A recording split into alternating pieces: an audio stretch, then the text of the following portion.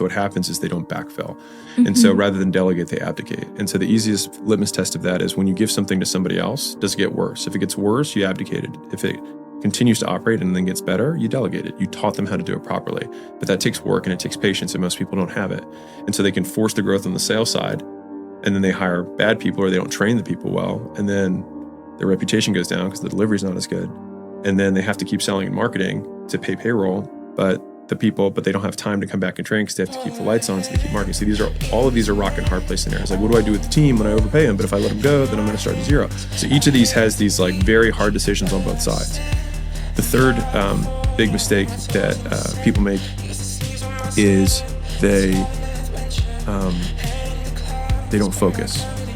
And that's the one that you were talking about, which is do I start a new business? Do I fix the business I'm in? And the woman in the red dress is always my joke, but the new opportunity always looks more interesting, which is why it's so compelling as a sales pitch. Is like most sales pitches are red women in the red dress, and you do it that way because that's what convinces the most people. I teach that. Of course, that's what convinces the most people to switch opportunities, because you say, if you only knew, it's so much easier over here, right? But the reality is that all businesses have difficulty. It's just what difficulty you want. And so different styles of businesses have difficulties at different stages. So like information businesses, for example, are the easiest businesses to start, hardest to scale. Software businesses are the hardest businesses to start, the easiest to scale. E-commerce is somewhere in the middle, right? You have to have capital, but then there's logistics, supply chain issues on the back end. So like there's kind of difficulties on both sides. And so every type of business, service, for example, easy to start, harder to scale. You can scale, it just takes longer because you have to train people and recruit people, and people are the business. And so like there's always difficulty with whatever business you have. And what happens is when you switch opportunities, you then start at zero, you quickly get success because you pass the levels you already know, but then you run into the same boss again.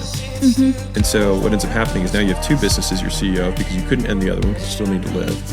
And then you start this other one. And so maybe this is the better opportunity, but you still have this old one. And then you can't give it up because you're like, but I have customers and I have to keep my promises there. And what do I do about my team? And there's all these questions that surround that, which is why you can own as many businesses as you want, but you can only run one. And that's the thing that everyone messes up. And especially if you're small, you don't have the resources to run to. So you have to make the hard decision.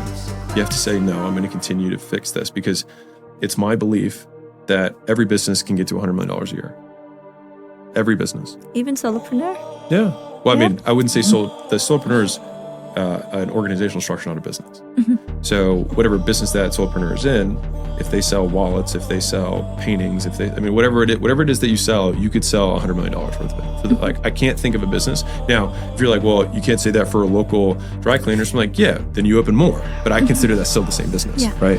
And so the question then remains, why isn't your business a $100 million business? And whatever the answer to that question is the problem you need to solve. And if you don't know how to solve it, which is what most entrepreneurs are faced with, they then think, oh, it's not me, it's the business, it's the industry, it's the market, it's the vehicle, right? And sometimes I regret that I talked about how switching opportunity vehicles, because like if I had played out the other alternative, I probably have 200, 300 gyms right now, and I'd still be just as rich.